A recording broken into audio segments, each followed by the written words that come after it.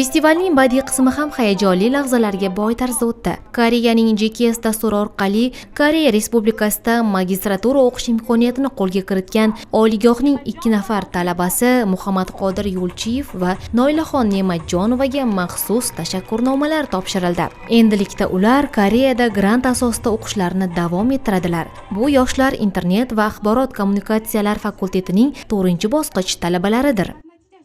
Ushbu universitetga maktabni bitirgandan so'ng 11-sinfda olimpiada g'olibi sifatida 100% stipendiya talaba sifatida qabul qilingan edim. O'qishga qabul qilingan paytda koreys tilini umuman bilmas edim. Birinchi bosqichdan boshlab 4-bosqichgacha hozirgacha koreys tilini 6-darajagacha o'rganishga muvaffaq bo'ldim. Ushbu universitetimizga kirgandan so'ng o'zimni tanlagan yo'nalishim IT sohasini koreys professorlardan puxta o'rganib va 4-bosqichda Koreyaning eng katta scholarship stipendiya dasturlaridan biri GKS sovrindori sifatida tanlandim.